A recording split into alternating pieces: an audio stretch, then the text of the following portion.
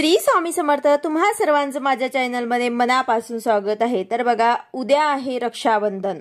उद्या रक्षाबंधनच्या दिवशी सगळ्यात पहिली राखी आपल्याला कुणाला बांधायची आहे आणि बांधणी म्हणजे ही राखी आपल्याला अर्पण करायची आहे। आपल्या भावाला राखी बांधण्या अगोदर आपल्याला यांना राखी अर्पण करायची आहे।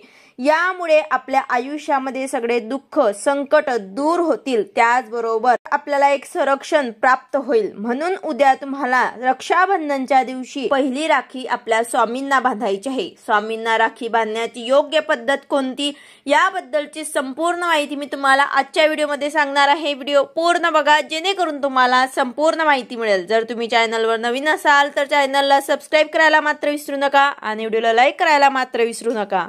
तर बघा, भाऊ आणि बहिणीच्या अटूट नात्याची वीण म्हणजे रक्षाबंधन। चातुर्मासातील श्रावण महिन्याच्या पौर्णिमेला रक्षाबंधनचा सण अवघ्या देशभरात साजरा केला जातो। श्रावण पौर्णिमेला रक्षाबंधन साजरे करण्याची प्राचीन परंपरा आपल्याकडे आहे। राखी म्हणजेच रक्षाला पूर्वी रक्षासूत्र म्हटलं जात होतं। रक्षासूत्र बांधण्याची परंपरा हे वैदिक काळापासूनच आहे। रक्षासूत्राला सामान्य भाषेत राखी म्हणतात, जे वेदातील संस्कृत शब्द आहे ते रक्षिका या शब्दाचा अपभ्रंश आहे। यंदाच्या राखी पौर्णिमेला म्हणजेच आपल्याला उद्या रक्षाबंधनच्या दिवशी पहिली राखी आपल्या स्वामींना बांधायची आहे। आता स्वामींना राखी बांधण्याची योग्य पद्धत कशी आहे तर बघा, अक्कलकोटचे श्री स्वामी समर्थ महाराज कोट्यावधी भाविकांचे श्रद्धास्थान आहेत। हजारो घरांमध्ये दररोज स्वामींचे पूजन नामस्मरण अगदी न चुकता नित्यनेमाने होत असते। अनेक जण गुरुवारी नित्यनियमाने मठात जाऊन स्वामीचे दर्शन घेत असतात। अशक्य ही शक्य करतील स्वामी असा दृढ विश्वास भाविकांचा आहे। दुःखात जसे स्वामींना आपण आवाहन केले जाते तसे सुखातही स्वामींचे आवर्जून स्मरण केले जाते। स्वामीमुळे एखादी गोष्ट घडली असे अनुभव सांगणारे शेकडो सेवेकरी आहेत। स्वामींनी केलेल्या उपकारांची जाण ठेवली जाते। अशातच जण उत्सवामध्ये स्वामी सेवा सुरू ठेवली जाते। याचाच एक भाग म्हणून रक्षाबंधनच्या दिवशी सर्वप्रथम आपल्याला आपल्या स्वामींना राखी बांधायची आहे। स्वामी माऊली आहेत, स्वामींचा अपार कृपेचा लाभ मिळू शकतो। भाविकांच्या पाठीशी स्वामी सदैव उभे राहतात। त्याचीच एक कृतज्ञता म्हणून स्वामींना आपल्याला राखी बांधायची आहे। बघा, स्वामींना पहिली राखी बांधण्याची योग्य पद्धत कोणती तर आपल्याला उद्या रक्षाबंधनच्या दिवशी सकाळी नित्यकर्म आटोपल्यानंतर भावाला राखी बांधताना एक आपण तबक तयार केलं जातं। ते तबक घेऊन आपल्याला सर्वप्रथम आपल्या देवघराजवळ बसायचं आहे। देवांसमोर आपल्याला दिवा अगरबत्ती लावून स्वामींची मूर्ती असेल किंवा मग तुमच्याकडे फोटो असेल तिथे मनोभावे नमस्कार करून रक्षाबंधनचा संकल्प करायचा आहे। स्वामींची मूर्ती स्वच्छ पुसून अभिषेक करायचा आहे। स्वामींना अष्टगंध लावायचा आहे। स्वामींची मूर्ती असेल तर डोक्यावर ते अक्षदा तुम्हाला टाकायचे आहे। जर तो असेल तर त्यावर सुद्धा तुम्हाला अक्षदा व्हायची आहे। त्यानंतर स्वामींची जर मोठी मूर्ती तुमच्या घरामध्ये असेल तर स्वामींना उजव्या हाताला तुम्हाला राखी बांधायची आहे। मूर्ती लहान असेल किंवा मग फोटो असेल तर स्वामींच्या उजव्या हातापाशी तुम्ही राखी ठेवली तरी सुद्धा चालेल। तर अशा प्रकारे आपल्याला स्वामींना राखी अर्पण करायची आहे। त्यानंतर स्वामींचे सुद्धा आपल्याला औक्षण करायचे आहे। स्वामींना मिठाई अर्पण करायची आहे आणि मनोभावे स्वामी समर्थ महाराजांना नमस्कार करायचे आहे। आपल्याकडील हजारो घरांमध्ये देवाला राखी अर्पण करण्याची सुद्धा प्रथा प्रचलित आहे। इष्ट आणि आराध्य देवांमुळे आपल्या घरांचे रक्षण होत असते। याबाबतच कृतज्ञता व्यक्त केली जाते। म्हणूनच एक राखी आपल्याला देवांसाठी ठेवली जाते। प्रथम आपल्याला गणपती बाप्पांना सुद्धा राखी अर्पण करायची आहे। रामायणमध्ये महाभारत, स्कंदपुराण, पद्मपुराण आणि श्रीमद भागवत पुराण अशा ठिकाणी रक्षाबंधनाचा उल्लेख सुद्धा येतो। अनेक भाविक स्वामींना हक्काने गोष्टी सांगतात। स्वामी आपल्यातच आहे असे समजून व्यवहार करत असतात। सुखदुःखात स्वामींचे आवर्जून स्मरण करत असतात। आपल्याला कुळाच्या कुळधर्माप्रमाणे रक्षाबंधन करताना स्वामींना आपल्याला पहिली राखी अर्पण करायची आहे।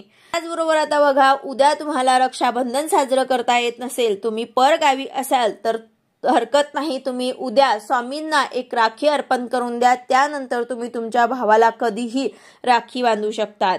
रक्षाबंधनचा जो सण आहे तो 5 दिवस चालत असतो। 5 दिवस पर्यंत आपण राखी बांधू शकतो, यात कसलाही विचार करण्याची गरज नाही। तुम्ही उद्या बांधा किंवा मग नंतर बांधलं तरी सुद्धा चालेल। पूर्ण श्रद्धेने आपल्याला मनात कोणतीही शंका न येता ही राखी आपल्याला सर्वात प्रथम आपल्या स्वामींना बांधायची आहे।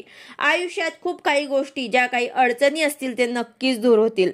एखादी गोष्ट जेव्हा आपण शुद्ध अंतकरणाने मनापासून करतो तर त्या गोष्टीचं संपूर्ण फळ आपल्याला मिळत असतं। आपल्या मनातील जे इच्छा आहे ते पूर्ण होतेच।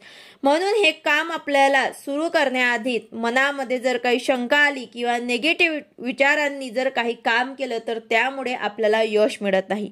हा आपल्यावरती खूप काही वाईट वेळ येत असतो, आपली कोणीच साथ देत नाही, नातेवाईक, आपले मित्र मैत्रिणी कोणीच साथ देत नाही। परंतु जेव्हा आपल्याकडे पैसा नसतो त्यावेळी बऱ्याच ठिकाणी असं होतं की कोणीच साथ देत नाही। असे प्रत्येकाच्या बाबतीत होत नसेल, परंतु बहुतेकांच्या बाबतीत तर असं होत असतं। तर तेव्हा आपण कुणाकडे जातो तर जे आपले इष्ट देवता आहेत, आपण ज्या देवतांना मानतो त्यांच्याकडे आपण जातो, आपल्या गुरूंकडे, आपल्या स्वामी महाराजांकडे आपण जातो। तर अशा देवतांपैकी तुम्ही एक देवता म्हणजेच आपले स्वामी महाराज यांना तुम्हाला सर्वात आधी राखी बांधायची आहे।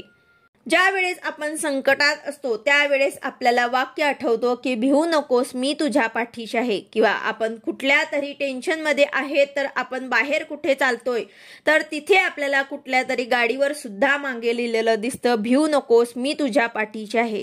तर त्यावेळेस आपल्याला बरं वाटतं की ही आलेली वेळ सुद्धा निघून जाईल, आपली स्वामी महाराज आपल्या सोबत आहे। म्हणून सगळ्यात पहिली राखी तुम्हाला स्वामी महाराजांना अर्पण करायचे आहे। नंतर आपल्याला आपल्या घरातल्या गणपती बाप्पांना सुद्धा तुम्ही राखी अर्पण करा, मारुती रायांना सुद्धा तुम्हाला राखी अर्पण करायची आहे। कारण प्रभू श्रीरामांनी मारुती रायांना वरदान दिले होते की या कलियुगामध्ये जी व्यक्ती मनापासून तुझी भक्ती करेल तर त्या व्यक्तीला कोणतीही अडचण आली तर तेव्हा त्याच्या मदतीला तुम्ही जा। त्यामुळे सध्याच्या कलियुगामुळे सगळ्यात जागरूक देवता म्हणून मारुती राया आहेत। तर हे अधिक प्रसिद्ध आहे, कलियुगामध्ये सुद्धा कुठेतरी त्यांचं स्थान आहे असं मानलं जातं। म्हणून रक्षाबंधनच्या दिवशी तुम्हाला मारुती रायांना सुद्धा एक राखी अर्पण करायची आहे।